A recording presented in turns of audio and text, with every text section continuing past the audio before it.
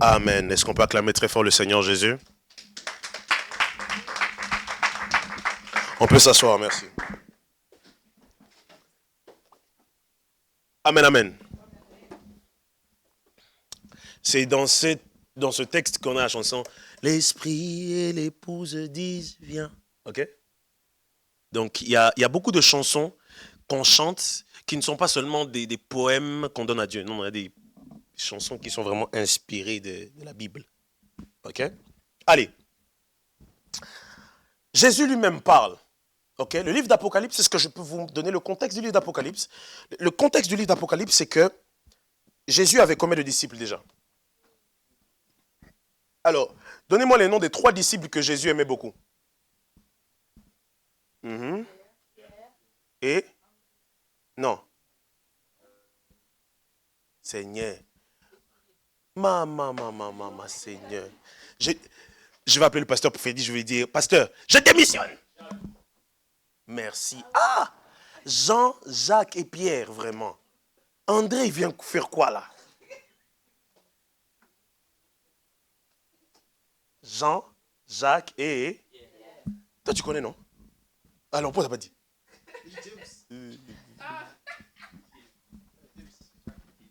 Ok. Alors, dans les 12 disciples que Jésus aimait beaucoup, il y en avait toujours 3 qui étaient à côté de lui. On a énuméré leurs prénoms, Jean, Jacques et Pierre. Et le livre d'Apocalypse est le livre qui a été écrit par l'apôtre Jean. Ok, l'apôtre Jean. Certains disent que, vous savez, l'apôtre Jean était l'apôtre dans le livre de Jean. Ok, le livre de Jean, c'est le même Jean qui écrit. Et Jean dit ceci, que lorsque Jean lui-même, il écrit le livre, il parle de lui-même, il ne dit pas Jean, il dit le disciple que Jésus aimait. Écoutez bien, dans la Bible, vous vous rendez compte que lorsque vous lisez les textes bibliques, vous vous rendez compte que Jésus avait un disciple qu'il aimait beaucoup. Le disciple que Jésus aimait beaucoup, c'était Jean. Mais par contre, le disciple qui aimait beaucoup Jésus, c'était Pierre. Je peux ouvrir une parenthèse. On ne donne pas des responsabilités à la personne qu'on aime. On donne la responsabilité à la personne qui nous aime. La personne qui t'aime prendra le soin de pouvoir bien travailler. Mais la personne qui t'aime n'est même pas conscient de la considération que tu as pour lui. La personne que tu aimes, pardon, oui, la personne que tu aimes. Vous allez voir que c'est à Pierre que Jésus remet les clés de l'église. Il dit, tu es Pierre, sur cette pierre, je bâtirai mon église. Ok? C'est à Pierre que Jésus donne l'église. La première prédication de l'église, après la chambre haute, Acte chapitre 2, la Bible dit qu'ils étaient tous ensemble dans un même lieu. Le Saint-Esprit est descendu. Ils ont commencé à parler une autre langue. Quand ils sont sortis, la première personne qui a pris la parole, la première prédication qui a fait gagner 3000 âmes, c'était la prédication de Pierre. Mais pourtant, Jean aussi était là. Mais vous vous rendez compte qu'on ne donne que des responsabilités à la personne qui nous aime. La preuve, Jésus en son absence, la personne qui a porté le fardeau de Jésus, c'est celui qui aimait Jésus, Pierre. Mais lorsque vous regardez le livre de Jean, vous vous rendez compte que Jean était le disciple qui aimait bien. Vous savez, on est tous comme ça, vous avez tous vous avez tous été dans un groupe d'amis, sûrement. Et il y a toujours 2 amis dans le groupe d'amis qui sont très tactiles. Du style, on est tous assis comme ça et l'un va faire comme ça. Par exemple, moi, dans ma famille, j'en connais une qui est comme ça. Je vais vous donner un indice. Lorsque je dis partagez de l'amour à votre voisin, elle vous fait ce genre de câlin qui vous dit, bon, lâche-moi s'il te plaît. Lâche-moi. Mais elle ne vous lâche pas. Vous voyez de qui je parle? Ok? Voilà. Voilà. Et vraiment, elle fait câlin. Je ne te lâche pas. Salut, Silla. Ok? Et Jean était comme ça avec Jésus. Elle me dit que Jean était celui qui mettait sa tête sur la poitrine de Jésus. Certains disent que parce qu'il mettait sa tête sur la poitrine de Jésus, il entendait les secrets de son cœur. C'est pour ça qu'il a écrit l'Apocalypse. Certains disent ça. Après que tous les disciples, parce que vous savez que les disciples, tous les disciples ne sont, il n'y en a qu'un seul qui est mort de vieillesse et c'est Jean. Tous les autres disciples, on les a tués. Tous. Oui, oui, on les a tués. On les a tous tués. Ils ont été des martyrs pour Christ. On les a tous tués. Sauf Jean. Jean arrive en pleine vieillesse. Par contre, Jean a souffert quand même. Vous savez, Jean, on l'a mis quoi? On l'a mis vraiment dans une lave chaude. Vraiment, on l'a mis son corps brûlé. Donc j'imagine son derme et son épiderme. Ça devait être chaud. Malgré ça, il a continué à vivre et il est mort par vieillesse. Et à la fin de sa vie, c'est là où Dieu lui parle. Et il arrive dans le livre d'Apocalypse. Il détaille. Le livre d'Apocalypse commence par le fait qu'on parle de 7 églises. On en reparlera. Et lorsqu'on avance, c'est là où maintenant Jésus lui-même parle à Jean au travers d'un ange en disant, je reviens. C'est moi qui reviens. Vous savez, c'est magnifique quand c'est Jésus lui-même qui te parle. Vous savez, on peut être tous là et quelqu'un va dire, oh, la prédication était bien. Mais une autre personne, dans la prédication, elle dit, Jésus m'a parlé. Je me rappelle, on était quelque part invités et j'étais avec un frère et puis on était là, on a écouté un prédicateur parler, il a parlé. À la fin, on est parti, j'ai regardé, j'ai dit, Dieu m'a parlé. Il m'a dit, moi aussi Dieu m'a parlé. Dieu m'a dit ça. J'ai dit, ah oui, Dieu t'a dit ça? Non, moi aussi. Ok, c'est bon. Il nous a parlé, c'est bon, il nous a parlé. Il y a des fois, ça fait du bien lorsque Dieu te parle parce que c'est tellement clair. Et là, pour son avènement, Jésus parle tellement clair. Du coup, Jean n'est plus informé par les prophéties bibliques, mais il est informé par lui-même Jésus. Que non, je vais revenir. Et c'est ce que j'ai envie de te dire ce matin, que ce n'est pas une utopie. Il va vraiment revenir. Ouais. Il va vraiment revenir. Vous savez, se réveiller le matin comme ça, chaque dimanche matin, venir au culte, c'est parce qu'on croit dans notre cœur qu'il va revenir. Et nous devons se préparer à cela. Amen. Allez. Alors maintenant, lorsqu'il parle, il dit dans le verset 14, d'abord, vous savez, Jésus, il est un peu, Jésus, vous savez, bon, je vais parler un peu de mon pays d'origine, le Congo. Vous savez, au Congo, on peut mentionner une personne avec plusieurs noms. C'est-à-dire qu'on va l'appeler, attendez, je vais prendre ça on va traduire ça en français. On va appeler, l'homme des habits chers. L'homme qui a les chaussures plus longues que la tour Eiffel. L'homme on va l'appeler comme ça. En fait, tous les noms là, c'est juste pour désigner qu'une seule personne. Et Jésus aussi, il est comme ça. Verset 14, il dit, je suis l'alpha et l'oméga. Le commencement et la fin. Il veut dire, en fait, des fois, il se dit, si je dis Jésus, il y a beaucoup de Jésus. Regardez, si on va au Portugal, il y a trop de Jésus dos Santos, Jésus Oliveira. Non, je suis Jésus, l'alpha et l'oméga. Il n'y a plus de débat. Alpha et oméga. Il n'y a plus de débat. Jésus, il arrive, il dit, ok, c'est moi qui te parle. Voici mon identité. Je suis le premier et le dernier. Il dit, bon, il avance et il dit au verset 14, heureux ceux qui lavent leurs vêtements. Ainsi, ils auront le droit de manger le fruit de l'arbre qui donne la vie. Qu'est-ce que ça veut dire? Heureux ceux qui lavent leurs vêtements. Heureux ceux qui marchent dans la sanctification. Hébreux 12, 14. Prenons ce texte, Hébreux 12, 14. Retenez ça, c'est par cœur. Moi, je le connais par cœur. Je n'ai même pas noté. Je peux vous le citer. Hébreux 12, 14. 3, 2, 1. Recherchez la paix avec tous et la sanctification sans laquelle personne ne verra le Seigneur. Donc, regardez bien.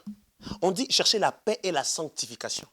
S'il n'y a pas de sanctification, il n'y a pas de ciel.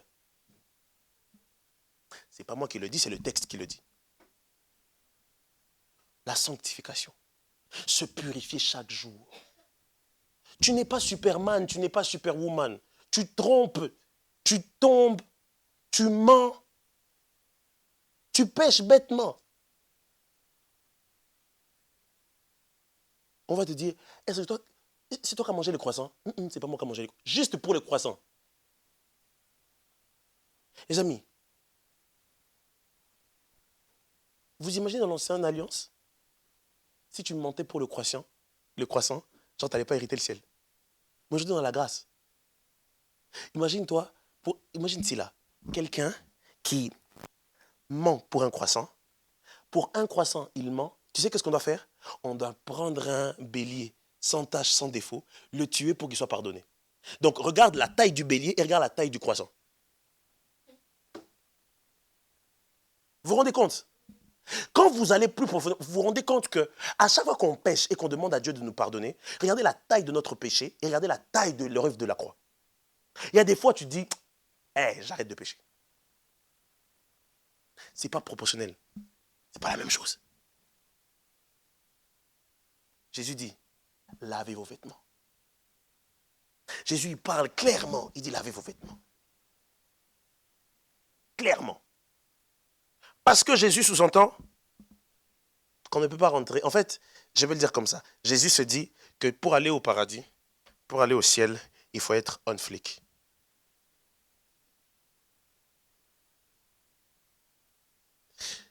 Talia, comment tu définis on flic? Comment tu le définis? Au top du top. Il faut être au top, n'est-ce pas? Dans ta vie, avec Dieu, maintenant, est-ce que tu penses que tu es au top?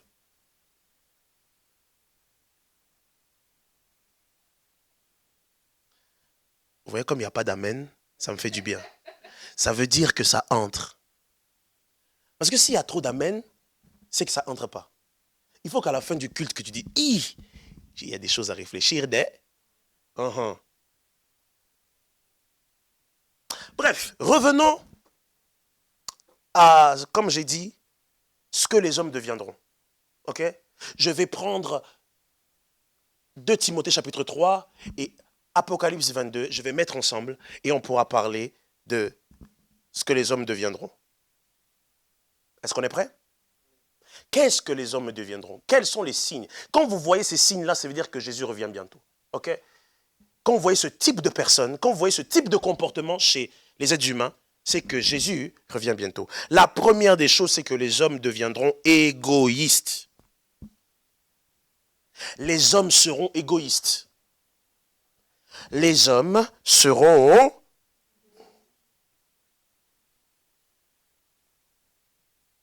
Les amis, nous ne pouvons pas servir Dieu et croire que nous serons enlevés avec les mêmes choses que la Bible condamne.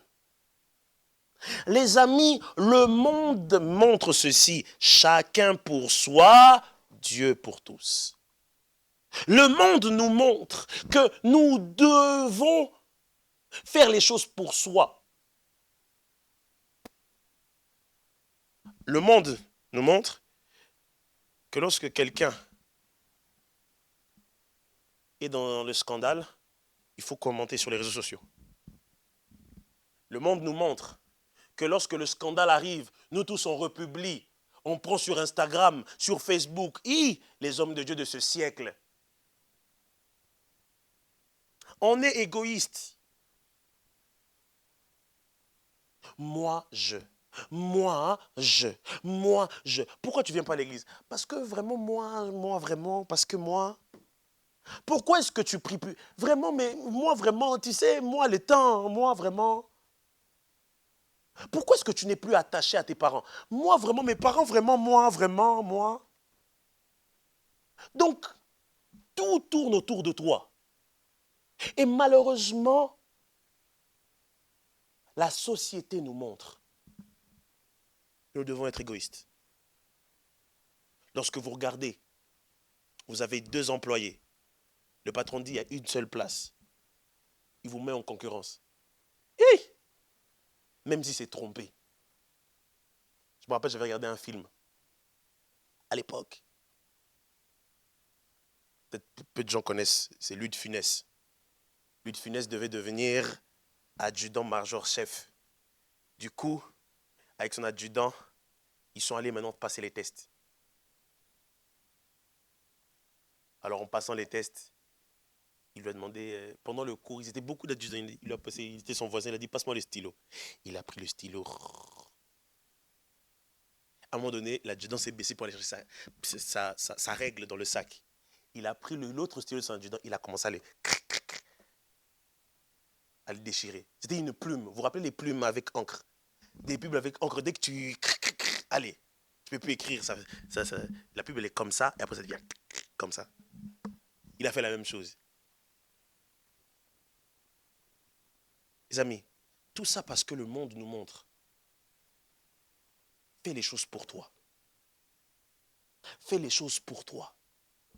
Les amis, c'est un signe que Jésus revient bientôt. Les hommes égoïstes. C'est pour ça que Jésus, lorsqu'il savait très bien que l'égoïsme allait venir, il dit quoi? Aime ton prochain comme toi-même.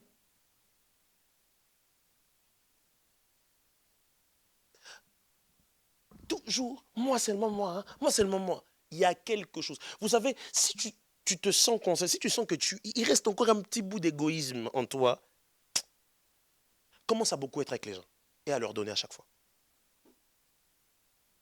Écoutez bien, on brise l'égoïsme par l'amour. On brise l'égoïsme par le partage. J'ai déjà vu des frères. Tu regardes sa chaussure, tu dis, elle est belle ta chaussure. Où est-ce que tu as acheté?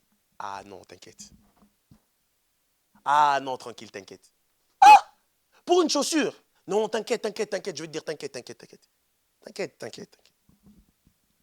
Surtout mes sœurs, alléluia. Mes sœurs, elle est belle ta wig, hein? Elle est belle ta perruque, t'as acheté ça où? Ah, ma perruque. Ah, tu sais, j'ai acheté ça. Et tes tresses, où t'as acheté les mèches? Bon, j'ai acheté, je sais plus, tu sais. Vous savez, je vais vous dire un truc. Au niveau de l'égoïsme, les chiffres disent que les femmes ont plus d'égoïsme que les hommes. Au niveau des chiffres. C'est les chiffres, c'est les stats, c'est pas moi. Maman, où est-ce que tu as acheté ça? J'ai acheté ça, tu vois là-bas, tu traverses, hein, tu vas voir quelqu'un, il te dit bonjour, après tu vas là-bas. Tout ça parce que tu n'as pas envie de dire. Égoïste. Tu viens, comme tu vas à l'église, on te pose la question, t'as pas dit au berger? Le berger, c'est bon. L'église. Frère, nous on doit souffrir ici. Et toi, tu arrives en retard. Oh, mais oui, mais tu sais, mais moi, vraiment, moi. Les amis, l'égoïsme n'est pas dans les grandes choses, dans des petites choses.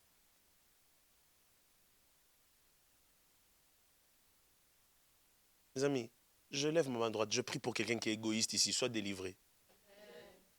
Les égoïstes, alléluia. Hein? Quelqu'un dit après moi, plus fort,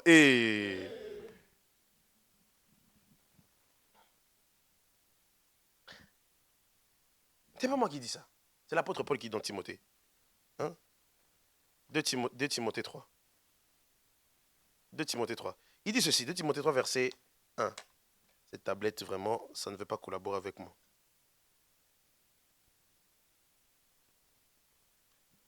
2 Timothée 3, verset 1. Version parole de vie. Tu dois le savoir, dans les derniers jours, il y aura des moments difficiles. Dans une version, il dit il y aura des temps difficiles. Les gens seront égoïstes. C'est la parole. Donc, si tu vois que les gens sont égoïstes, le problème, c'est que des fois, je ne sais pas si ça vous arrive, quand les gens sont méchants avec vous, vous n'avez pas un sentiment de votre cœur qui vous dit, comme il est méchant avec moi, moi aussi je dois commencer à être méchant avec lui. Ça vous arrive pas, hein? Lève la main, toi qui arrive. Moi, ça m'arrive en tout cas. Si toi, ça t'arrive pas, c'est pas grave. Toi, tu es saint, sainteté de l'éternel. Pas nous, toi. Non. Nous ici. Ouais. Ah, tu m'as fait ça?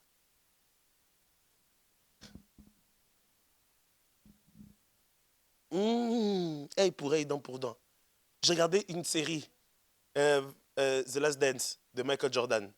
Michael Jordan, il a perdu son père. Il a fait le baseball. Il revient. Au lieu de prendre le numéro 23, il a pris le numéro 45. Il joue son match. Et tout, il y en a un qui dit, le 45 n'est pas le numéro 23. Michael Jordan, il a dit, hé, le prochain match, il a pris le 23. Tout ça pour dire que, tu parles comme ça, toi, tu vas voir. Toi, tu vas voir. C'est humain. Ta maman, elle te crie dessus. Fais comme ça, fais comme ça. Maman, tu me fais ça? Attends. Il y a beaucoup de gens qui sont vengés. Dites la vérité. Beaucoup de gens se sont vengés en étant, on dit comment, majeur. Tu t'es dit, ma mère à 16, quand j'avais 15 ans, 16 ans, m'a tellement, quand j'aurai 18 ans, elle va voir, je vais prendre de l'argent, je vais faire ceci, je vais faire tout ce que... Avant, c'était, maman, je peux, maman, achète. Maintenant, tu commences à travailler, tu touches de l'argent. Toi-même, tu t'achètes. Quand elle vient, elle voit seulement qu'on a acheté. Tout ça là, c'est parce que tu as envie de te venger quelque part. Surtout les sœurs. La semaine passée, on avait parlé des make-up. Aujourd'hui, laissez-moi tirer un peu sur vous. L'égoïsme.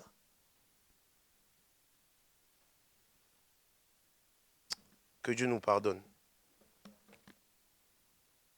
Écoutez bien la phrase qui suit. Les gens seront égoïstes, amis de l'argent. Ils se vanteront, ils seront orgueilleux.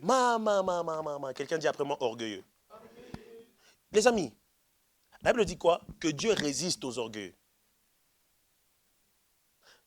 Jonas, tu peux venir s'il te plaît? Viens s'il te plaît. Comme tu es au Joe Gang. Yeah. Comme ça tu viens, Jonas. Viens vraiment. Viens mon ami. Voilà. Je te tiens la main. Essaie de partir en lâchant ma main. Vas-y, ouais, vas-y. Ouais. Et lui, Dieu fait quoi? Il résiste. Ça veut dire que, vas-y. C'est-à-dire que toi, tu es Dieu. Toi, tu es l'être humain. Lui, il est Dieu. Toi, maintenant, tu veux t'accrocher. Seigneur, je m'accroche. Seigneur, je m'accroche. Il dit, tu veux t'accrocher à quoi or que tu ne veux pas dépendre de moi? Vous voyez? L'être humain veut montrer à Dieu que moi, je peux. Mais Dieu dit non. C'est ça Paul va dire. Les amis, je puis tout par celui qui me fortifie. Je ne puis pas à 50%, tout. Merci beaucoup. Dieu résiste aux orgueilleux. Il y a possibilité que les problèmes que tu rencontres, c'est que peut-être, ce n'est pas le diable, ni les démons, ni tes parents, mais Dieu te résiste. L'orgueil.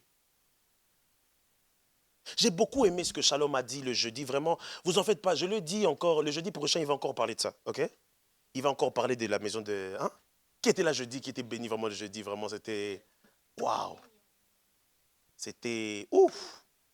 Je le dis encore, jeudi prochain, tu travailles encore ça bien, tu te développes. Ouais.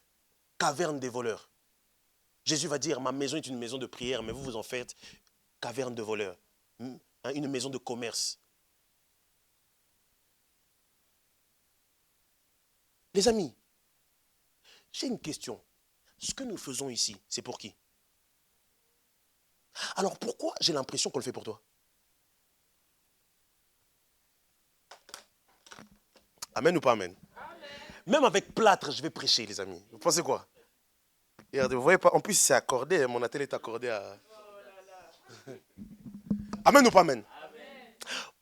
Les amis, vous savez pourquoi les gens regardent dans leur vie chrétienne? Parce qu'ils n'ont pas une haute estime pour Dieu.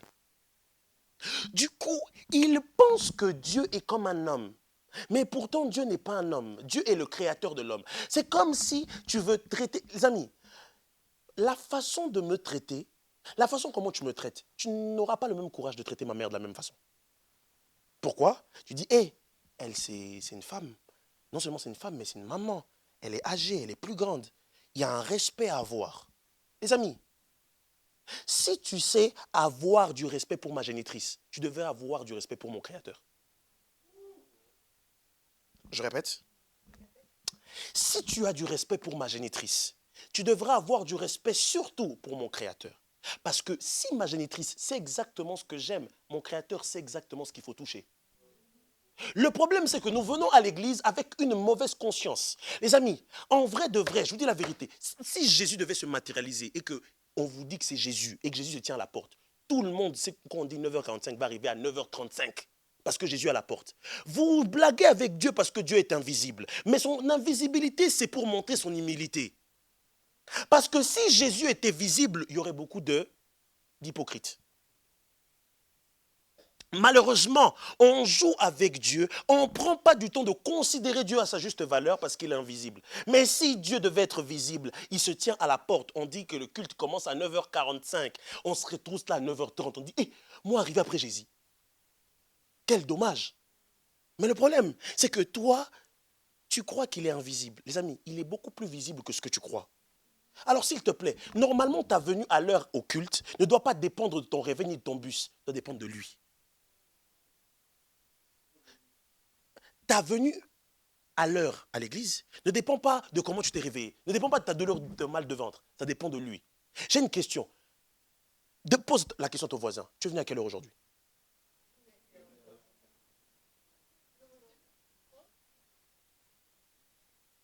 Pose la question. Ne lui réponds pas, réponds pas. Il y aura des blessures intérieures ici. Dis-lui, est-ce que l'heure à laquelle tu es venu honore Dieu?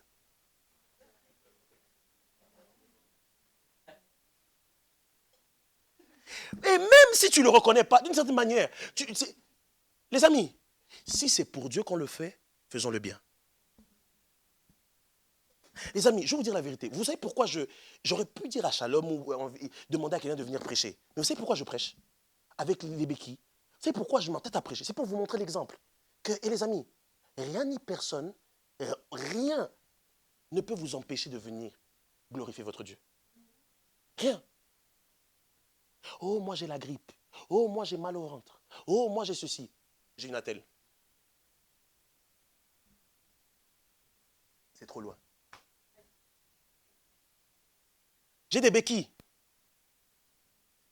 Les amis, tu sais, c'est à ce moment-là où c'est même plus de l'orgueil, mais c'est à voir comment ton amour pour Dieu, à quel niveau et à quel pourcentage est ton amour pour Dieu. Vous savez peut-être qu'aujourd'hui, c'est dimanche matin, peut-être que dimanche passé, ton amour pour Dieu était à 90 et que peut-être ce dimanche, c'est à 42. Ça peut arriver. Mais s'il te plaît, efforce-toi que ton amour pour Dieu arrive toujours dans les 90. Et quand vous voyez les hommes arriver en retard comme ça, les hommes ne plus respecter Dieu, les hommes avoir un peu trop d'orgueil, c'est que Jésus revient. Jésus revient. L'égoïsme, l'orgueil, être ami de l'argent. Il y a aimer l'argent et aimer l'argent. On te dit, entre 1 milliard et ton père, tu sauves qui? Pardon, mon père il est déjà âgé, mais je prends 1 milliard.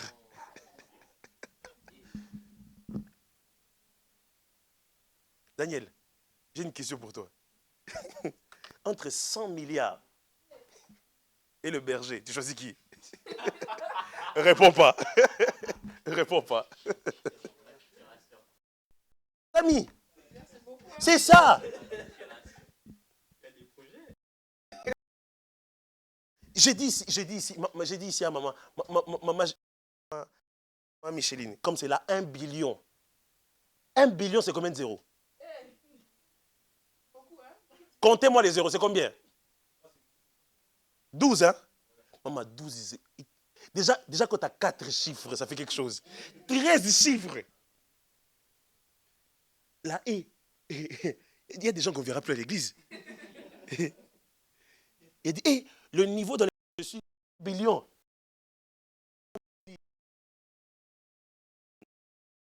Une personne, des 40, 70 personnes, c'est...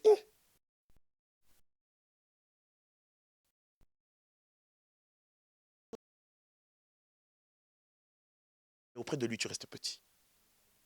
Vous savez, lorsque Dieu voit que lorsque Dieu t'élève, mais dans cette élévation, tu restes toujours petit, il t'élèvera encore davantage. Il y a un témoignage d'un papa il est protocole. On invite un orateur. Hein? On dit non, comme c'est là, on invite évangéliste Silla. Il va aller prêcher.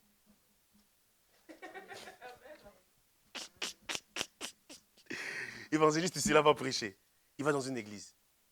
Il arrive, il descend, il voit une très belle voiture. Il dit, waouh, elle coûte cher en plus. Vous savez, surtout quand c'est des mercos. Hein? Quand c'est classe A, ça va. Quand c'est classe D, classe G, il dit ouf. C'est un peu serre. C'est serre. Du coup, le prédicateur, il arrive, voit la voiture, il dit waouh. Il dit ok. Il y rentre, il y a le protocole et tout. Le pasteur de l'église lui dit, tu vois le protocole qu'il a, le frère là qui fait le protocole. Je vais te parler de lui après. Il dit ok. Les amis, le frère du protocole là, je l'appelle bien frère du protocole, il était à l'accueil. Mais vous savez, il était à l'accueil entre où? Il était à l'accueil entre la porte et les mamans. Parce que dans l'église, il y avait un système de mettre une pièce pour les mamans qui viennent d'accoucher. Comme ça, elles peuvent suivre la parole et en même temps allaiter. Du coup, lui était là-bas pour donner s'il y a des couches, s'il y a du lait à donner, pour aller chauffer de l'eau, ainsi de suite. À la fin du culte, le pasteur lui dit, tu vois le protocole que je t'ai présenté là, que je t'ai dit là, la voiture que tu as vue là, la classe G, c'est à lui. C'est le plus gros partenaire, le plus grand partenaire de l'église. Sa dîme est de 100 000 dollars. Si la dîme est de 100 000 dollars, imaginez ses revenus, c'est combien?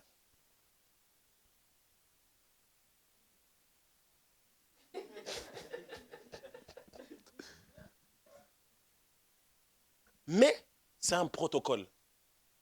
Les amis, je prie pour vous ce matin que malgré l'élévation, malgré le don, le parler en langue, que tu restes petit et dans l'humilité. Certains avec moi, vous allez souffrir. J'ai envie de vous le dire comme ça. C'est pas parce que j'ai envie de vous faire souffrir exprès. C'est parce que les amis, pour que tu sois un bon serviteur, la Bible dit que, écoutez bien, vous savez que l'or, pour qu'on puisse voir la qualité de l'or, on le passe par où? Par le feu. Les amis, pour qu'on puisse voir la qualité du serviteur que tu es, on doit te faire passer par le col du brisement. Et des fois, on ne va vraiment pas te donner ce que tu veux. Mais le but, c'est pas qu'on ne donne pas. Non, non, le but, c'est que ton caractère. J'ai envie de vous dire quelque chose. Quand Dieu va demander à Abraham, Abraham, donne-moi ton fils, ton unique. Est-ce qu'Isaac était mort?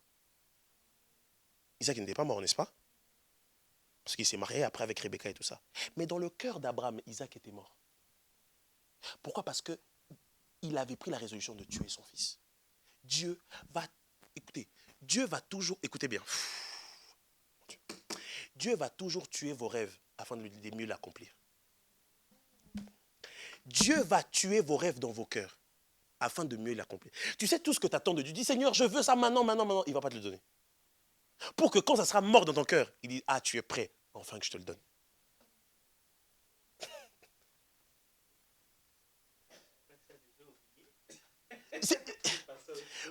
Dieu exauce les prières que tu oublies.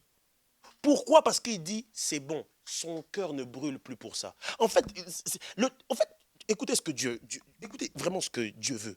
Dieu veut que notre cœur brûle tous les jours pour lui. Dès qu'il voit qu'il y a quelque chose pour lequel tu brûles plus que pour lui, il te le ravit. N'aime pas ta femme plus que Dieu. N'aime pas ton argent plus que Dieu. N'aime pas ce que tu possèdes plus que Dieu. Sinon, il va te l'enlever. Les hommes seront orgueilleux. Les hommes seront égoïstes. Les hommes penseront que à leur tête. On est ici à l'église, amen, amen, amen, hein, amen. Levez la main. Si vous avez écrit à un frère ou une sœur de l'église pendant cette semaine, levez la main. Ma question maintenant, toi qui n'as pas écrit, tu attends quoi? Vous voyez? Maintenant, quand je dis ça, si je vous traite d'égoïste, je vais dire, ah berger, moi je ne suis pas égoïste. Hein. Ah berger, moi je ne suis pas égoïste. Vous pensez que, les amis, je me suis fait mal. Vous avez vu? Je ne vais pas dire ça pour vous culpabiliser. Mais les amis, de la même façon que je prends soin de vous, vous devez prendre soin de moi. Parce que si moi je me perds, vous vous perdez aussi. Imaginez si je viens vous prêcher quelque chose qui n'est pas biblique. Qui sont les personnes qui ont pris mes nouvelles cette semaine pour me dire, berger, ça va ton pied, berger. T'attends que le Saint-Esprit me soutienne. L'égoïsme commence par ça. Tue ça en toi. Tout le monde passe par des moments difficiles.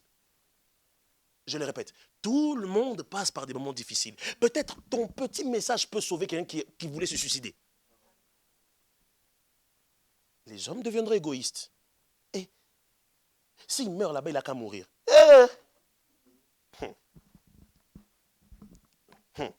Amen, amen. Deuxième point, qu'est-ce que les hommes deviendront? Mis à part devenir égoïstes, les hommes perdront le sens du sacré. Les hommes perdront le sens du sacré. Vous savez, un des signes que Jésus revient, c'est que les hommes vont commencer à jouer avec les choses de Dieu. Les amis, on ne s'habitue pas avec les choses sacrées. Je le répète, on ne s'habitue pas avec les choses sacrées. On ne s'habitue pas avec les choses sacrées. Oh non, c'est l'église quoi. Oh non, c'est l'église. On ne s'habitue pas avec les choses sacrées. J'aimerais le dire pour les ouvriers de l'église. Tout instrument qui est utilisé pour le culte n'est pas utilisé à la maison. Je le répète. Tout instrument qui est utilisé pour le culte n'est pas utilisé pour la maison. Pourquoi? Parce que normalement, les instruments que nous utilisons pour les cultes doivent être des instruments mis à part.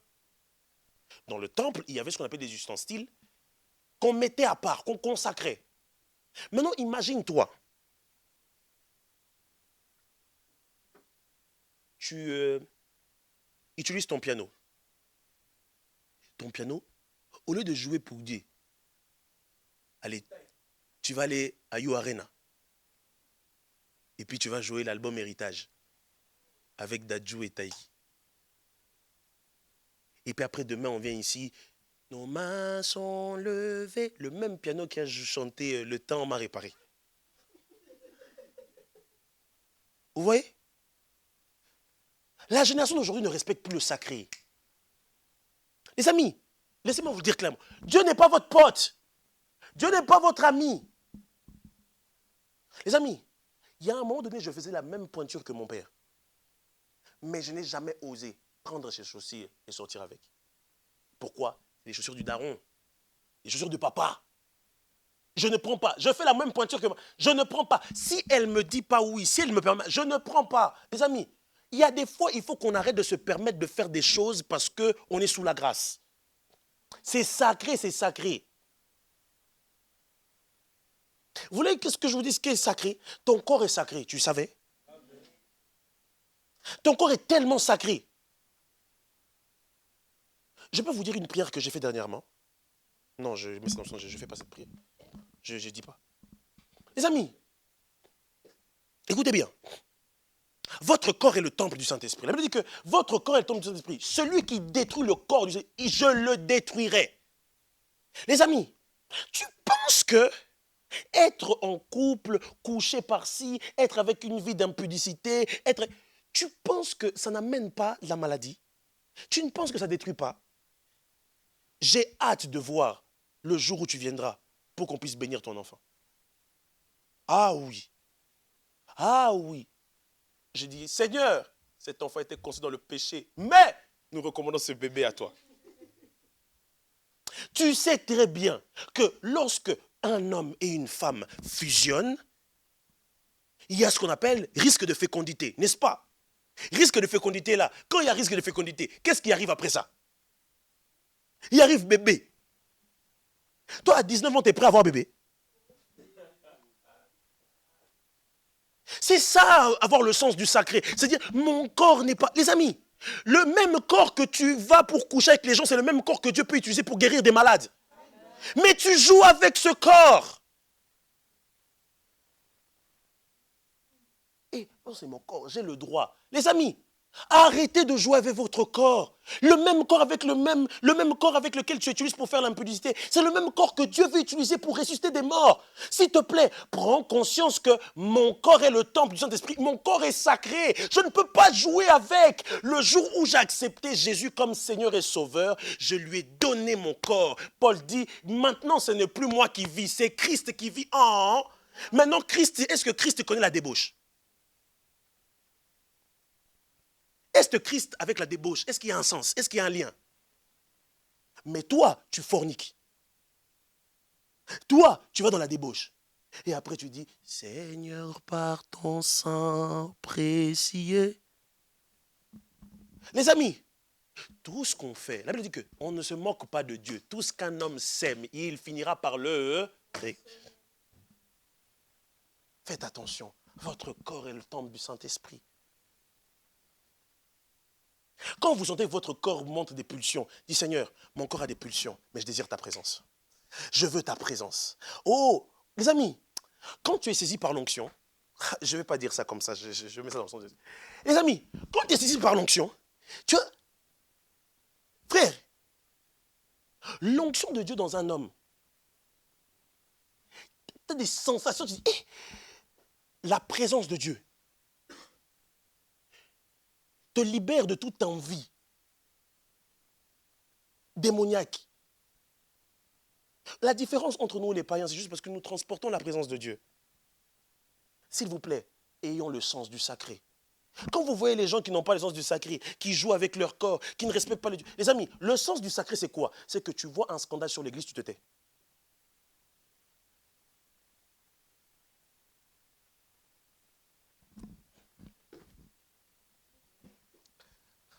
Amen ou pas amen? Amen. Le sens du sacré. Les amis, tout scandale, la Bible dit ceci. Scandale peut arriver. Mais malheur par qui le scandale arrive. La Bible dit ceci. Que le scandale, c'est normal que ça arrive. C'est Jésus même qui dit. Le scandale, c'est normal que ça arrive. Mais malheur. Quand Jésus dit malheur, il dit, il y a une malédiction par qui le scandale arrive. Quand il y a scandale dans l'église, on entend par exemple que non, comme cela, un pasteur a violé une fille. L'acte est mauvais. Mais dire, parce qu'un pasteur a violé une fille dans une église locale, que tous les pasteurs et que toutes les églises locaux sont mauvais, tu es en train de déstabiliser l'église. C'est comme si tu disais à Dieu, en fait, Jésus, tu vois, tu es venu mourir à la croix pour des gens qui ne sont pas, pour des gens qui ne sont pas capables. Donc ton œuvre à la croix n'a servi à rien. Le scandale. Tout ne sera pas parfait. Est-ce que moi ici, là, est-ce que nous-mêmes, est-ce qu'on est parfait? On fait des erreurs, non? Les amis, si vous savez voir vos propres erreurs, accordez de la grâce aux gens. Je ne peux pas, moi, à chaque fois, pardon, je me tiens un peu, je ne peux pas, moi, à chaque fois ici, venir vous dire, Daniel est méchant, Daniel est méchant, il est méchant, il est méchant, il est méchant. Et puis, moi, là-bas, je dis, vous savez, je suis méchant, mais Dieu me pardonne. Hein. Les amis, si Dieu m'accorde la grâce, je dois lui accorder la grâce. Le problème, c'est que nous, on veut que Dieu nous accorde la grâce qu'à nous. Et puis les autres, on s'en fout. Pardonne-nous nos offenses, comme nous pardonnons aussi à ceux qui nous ont offensés. Alors, si nous ne pardonnons pas à ceux qui nous ont offensés, toi, Seigneur, ne nous pardonne pas non plus. Accorde la grâce. Je sais qu'il est toujours dans les mêmes péchés. Je sais, mais accorde-lui la grâce. Accorde la grâce aux gens. S'il vous plaît, accordons la grâce. Source de vie n'est pas parfait. Mais vous êtes un fils de Dieu si vous accordez la grâce encore à cette église. On fera encore des erreurs. Hein, Daniel, on en fera encore. Mais tu sais, non? On en fera. Mais tu es un fils de Dieu lorsque tu accordes la grâce. Regarde ton voisin, dis-lui, accorde-moi ta grâce, s'il te plaît. Accorde-moi ta grâce. Un jour, je ne serai pas au top de ma forme. Il y a des jours où tu vas me dire salut et puis je vais mal te regarder. Et s'il te plaît, accorde-moi ta grâce. Peut-être c'est la grâce que tu m'accordes qui va me sauver. Si Jésus a pu accorder sa grâce à plusieurs, pourquoi nous autres ici, il ne nous accorde pas la grâce? Le problème, c'est que toi, tu attends que Jésus seulement t'accorde la grâce. Égoïste que tu es, va. Quelqu'un dit après moi, Amen. Amen. Nathan, viens s'il te plaît. Amen. Hey, c'est pas facile. Quelqu'un dit après moi, c'est pas facile. Parce que notre Père. Troisième, qu'est-ce que les hommes deviendront? Les hommes seront disposés et disponibles à faire ce qu'ils ont envie. Les hommes seront disposés et disponibles à faire ce qu'ils ont envie. Allez, Danaël, lis-moi Apocalypse chapitre 22. Apocalypse 22 à partir du verset 16. Apoca.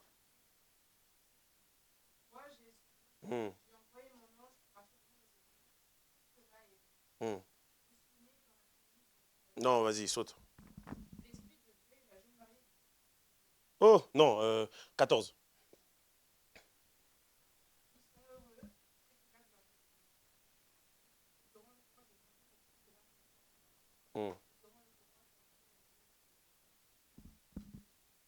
Non, on monte. La cherche où il dit, et celui qui fait le mal, qui continue de faire le mal.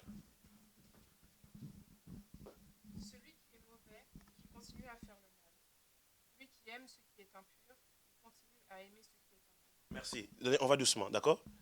Elle veut dire quoi? Que celui qui, quoi? Qui fait le mal, qui fasse quoi?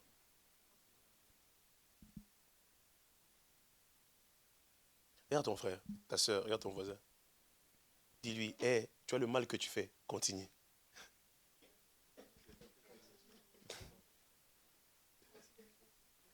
Continue ou pasta? Vous savez, je sais pas si tu connais cette vidéo. Il y a une vidéo comme ça où il y a un pasteur qui arrive, il passe la délivrance. Il dit, au nom de Jésus, reçois. Le frère il tombe. Son téléphone sonne. Il dit, allô? On est en train de me délivrer là, on est en train de me délivrer. Attends, je te rappelle. Il dit, pasta, continue.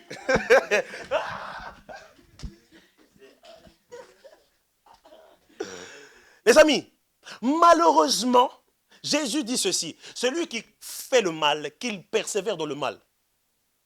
C'est ça que moi je dis aux gens. Continuez à me critiquer. J'aime bien. J'aime bien. J'aime bien. Vous savez, je vais vous dire quelque chose. Vraiment, écoutez-moi. En fait, plus tu me critiques, plus tu éprouves mon onction. Écoutez, plus on disait, écoute, c'est biblique. La Bible dit quoi? Jean-Baptiste doute de Jésus. Il dit, c'est toi le Messie, on doit attendre un autre. La Bible dit que Jésus a fait des miracles à l'instantané. Allez dire à Jean ce que vous avez vu. Donc Jésus nous montre, plus on te critique, plus ton onction augmente. Plus ta capacité de faire des miracles devient instantanée. Les amis, je ne vais pas vous dire arrêtez de faire le mal. Vous savez qu'il faut arrêter de faire le mal. C'est bizarre. Comment est-ce que Jésus, dans toute la Bible, on nous enseigne, la Bible nous enseigne d'arrêter le mal, mais Jésus, dernier chapitre de la Bible, dernier livre de la Bible, Jésus dit quoi? Celui qui fait le mal, qui continue. Jésus, c'est quoi ton problème? C'est quoi ton souci? Parce que Jésus dit ceci. Il dit ceci. D'autres personnes comprendront certains conseils qu'on les a donnés par des conséquences. Tu vois, le problème c'est que il y a certains péchés, le jour... Vous savez, il y a des voleurs qui ont arrêté de voler le jour où ils sont allés en prison. Après, c'est plus jamais, plus jamais, plus jamais. Les amis, arrêtons de faire le mal. Ça nous amène nulle part. Au contraire, ça nous enfonce encore plus. La Bible dit quoi? Que celui qui fait le bien, qu'il fasse quoi? Regarde ton voisin, dis-lui, continue à faire le bien que tu fais. Votre rangée là n'est pas bien. Regarde encore ton voisin, dis-lui, continue à faire le bien. Les amis, je vais vous dire quelque chose. Vous savez, des fois, ça c'est aussi égoïste de notre part et très orgueilleux. Les gens aiment bien, l'être humain aime bien faire le bien quand tout le monde voit qu'il fait le bien. Donc, comme c'est là, tout le monde doit voir que, et comme c'est là, j'ai été gentil avec Daniel, je l'ai tapoté l'épaule des fois. Ah, berger aime ça, Daniel vraiment de ouf. Les amis, Jésus montre que l'intimité est prédominant que ce qu'on fait visuellement. La preuve, tous ceux qui faisaient les choses visuellement pour paraître, il les a appelés tombeaux blanchis. Pour dire que vous êtes des belles... En fait, Jésus est en train de dire ceci. Vous êtes des... En fait, vous êtes des... En fait, c'est comme si Jésus disait, purée, la couleur de votre cercueil, elle est magnifique. Mais à l'intérieur de votre cercueil, que squelette, que verre. Ça pue, c'est la décomposition. Qui serait capable, là, vraiment, après le culte, on va au cimetière de Montaut, on ouvre un cercueil. L'odeur qui va sortir là, nous tous, là, on va tomber, pas sous l'onction du Saint-Esprit, mais sous l'onction de l'odeur. Les amis, Jésus va dire ceci. Lorsque tu veux prier, va dans ta chambre. Jésus va même dire, ne faites pas comme tous ces gens, parce que les gens en Israël aimaient bien lorsqu'ils jeûnent. Ils sont en mode, je jeûne. Vraiment, je suis en train de jeûner. On est en train de chercher Dieu, vraiment. Moi aussi, j'avais ça au début de ma foi. Je voyais trop de papas et des mamans faire ça. Et, mon frère, comme c'est là, moi, je suis sur la montagne. Hein, nous cherchons les seigneurs. Il arrive, alléluia, alléluia. On cherche Dieu. Les amis, la vraie humilité, c'est chercher Dieu dans le secret sans que les gens sachent que vous cherchez Dieu. Parce qu'on ne cherche pas Dieu en public, on le cherche en secret. Écoutez, celui qui cherche Dieu dans le secret le trouve en public. Celui qui cherche Dieu dans le secret, en fait, celui qui parle avec Dieu dans le secret, Dieu se révèle à lui en public. Tous les miracles authentiques de Dieu étaient toujours une relation qui avait commencé dans le secret. Lorsque Jésus veut ressusciter Lazare, il dit quoi? Je te loue parce que je sais que tu m'exauces toujours. En d'autres termes, Jésus dit, on a déjà parlé notre tour. C'est comme si Jésus disait, tu vois le match de basket qu'on est en train de faire? Tu vois le panier qu'on va mettre là maintenant pour que Lazare ressuscite? On l'a déjà vu à l'entraînement. Les amis, à l'entraînement, continuez à faire le bien.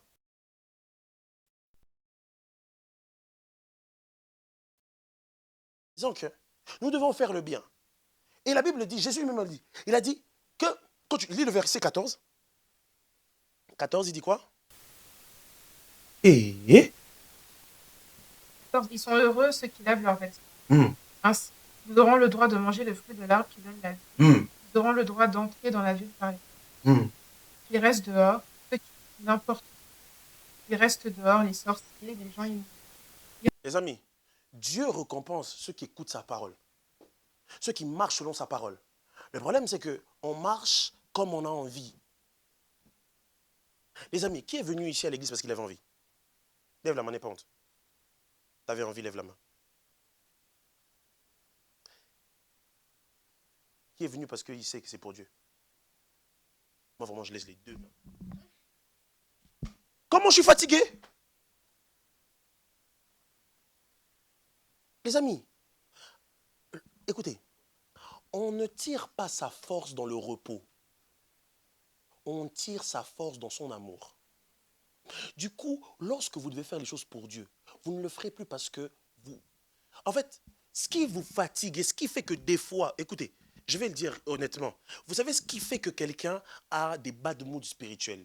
Quelqu'un qui était très zélé avec Dieu, un jour ou l'autre, la personne perd en cadence. Vous savez pourquoi? C'est parce que la personne tire sa force, tire la force de son amour pour Dieu dans lui-même. Ce jour-là, tu vas voir quelqu'un qui parle en langue. Hey, yama, yama, yama. On dirait marque de voiture. Oh, yama, yama, yama. Honda, Honda, Honda. Toyota, Toyota, Toyota. Donc, on parler en langue, tu dis, hey, Yamaya, Honda, Toyota, Peugeot Masanda, Citroën Gachou. La personne parle en langue, tu dis, waouh, c'est le feu de Dieu. Et puis, un autre jeudi, tu vois le frère.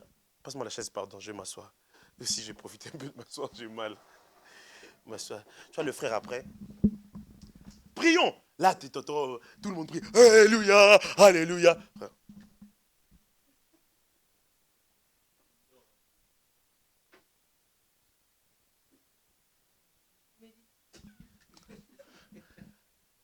Frère, mais l'onction avec laquelle tu travailles, on veut voir cette onction.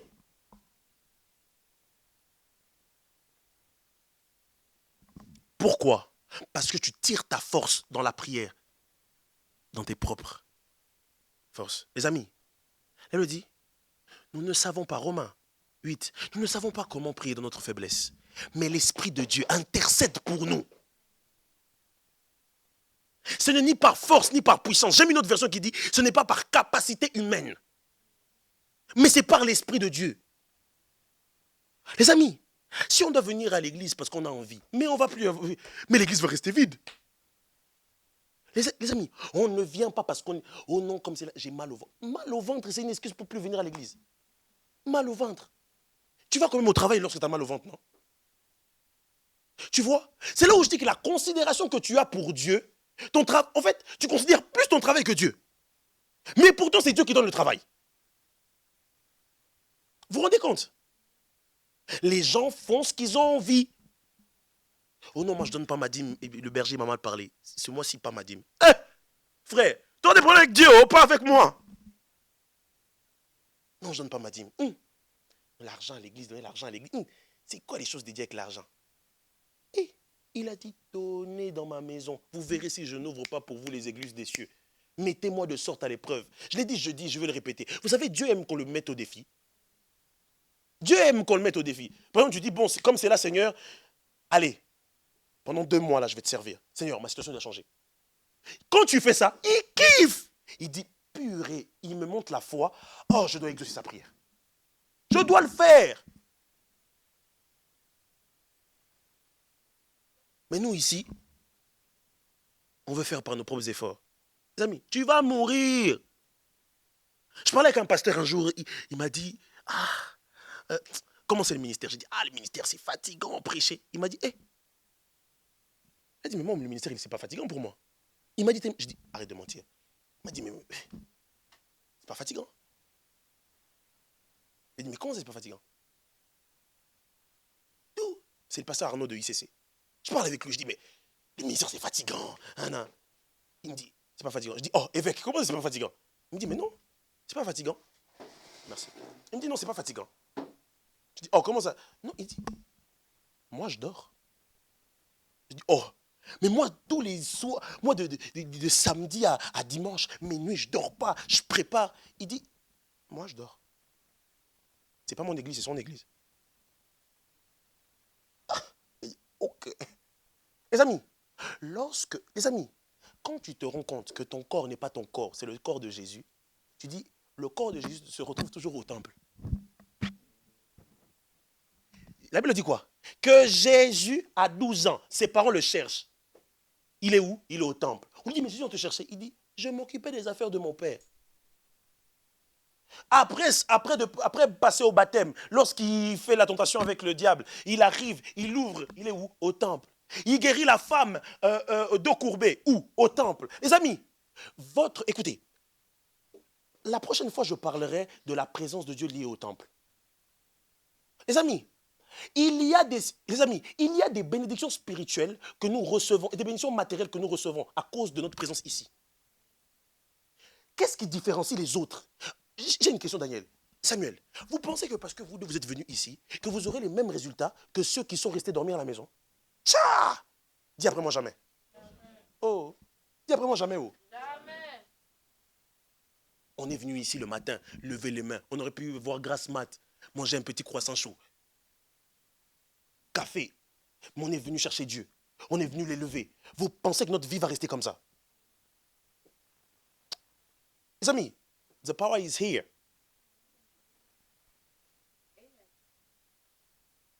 B, tu sens, hein, anglais.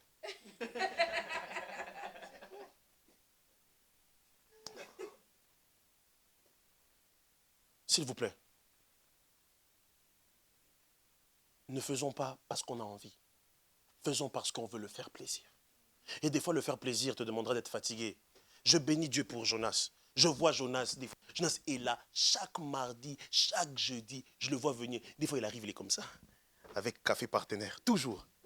Il arrive, il est fatigué. Des fois, il se met par terre. Et puis, je vois Danaé qui est de l'autre côté. Elle a des cernes, il faut voir comment. Des fois, là, Seigneur, je te loue. Parce qu'elle est fatiguée. Deuxième année de médecine.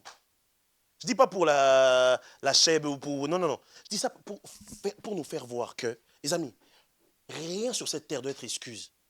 D'être une excuse pour adorer, servir Dieu. Aujourd'hui, tu dis, ah, mon trajet. Oh, les amis, toi, tu peux faire un trajet pour aller travailler, mais tu peux faire un trajet pour aller rencontrer ton époux. Mais tu veux qu'il t'enlève. Dernier point, et je m'arrête ici, et on va prier le Seigneur. Dernier point. Qu'est-ce que les hommes deviendront? Les hommes perdront le feu. Les hommes perdront le feu. Les hommes perdront le feu. Quand je parle du feu ici, je parle du feu de la présence de Dieu. Et il y en a certains, peut-être pas, hein, mais moi j'observe des fois.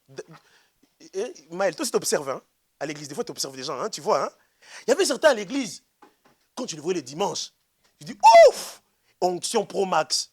Mais depuis un certain temps, les onctions, on dirait qu'ils ont fini le stock. Le feu que tu avais pour Dieu, la fougue que tu avais pour Dieu. On se pose la question, lui va devenir pasteur demain. Moi aujourd'hui, on ne sait pas s'il va devenir pasteur, on ne sait pas. Au lieu d'être maison de prière, maison de commerce. Les amis, Lévitique 6 dit ceci. Le feu brûlera continuellement sur l'autel. Ça veut dire qu'à un moment donné, il y aura le vent. Il y aura la pluie. Il y aura la neige. Mais malgré la neige, mon feu doit brûler. J'illustre ceci. La Bible dit ceci dans 2 rois, dans 1 roi. La Bible dit qu'un jour, un prophète, Élie, décide de prendre en défi les prophètes de Baal. Imaginez le défi. Il dit, bon, ce défi-là, c'est que vous fassiez tomber le feu du ciel. Il a dit, le Dieu qui répondra par le feu, c'est le vrai Dieu que tout le monde doit suivre.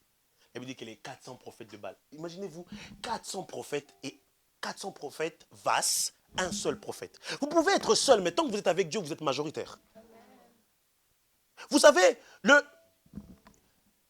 vous pensez que la présence de Dieu dans cette église vient seulement quand les chaises sont remplies. Même là, il est là. Les amis, la Bible dit que quand ils arrivent, ils sont en train de danser. Aïe. Ils dansent. La Bible dit que le feu ne descend pas. Élie, il dit bon, c'est à mon tour. Élie met les 12 pierres. Il bâtit l'autel, il met les 12 pierres représentant les 12 tribus d'Israël. Mais ce qui me choque, c'est que par rapport aux 12 pierres, après qu'elle est finie, le dernier élément qu'ils ont rajouté, c'est de l'eau.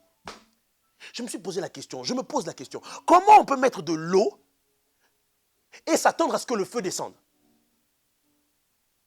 Du coup, on met un élément contraire en attendant son contraire qui arrive. Les amis, ça veut dire ceci, que même l'élément contraire ne doit pas être un obstacle pour que le feu descende. Oh mon frère, peu importe ce que tu vis, ça ne doit pas être obstacle pour que ta vie de prière descende. Quand ma vie de prière descend, qu'est-ce que je fais? Je vais chercher Daniel, je vais chercher Samuel, je vais chercher Shalom, je vais chercher Esther, je vais chercher quelqu'un parce que je veux que mon feu brûle. Je sens que mon feu descend, il faut que ça brûle. Il faut que ça brûle.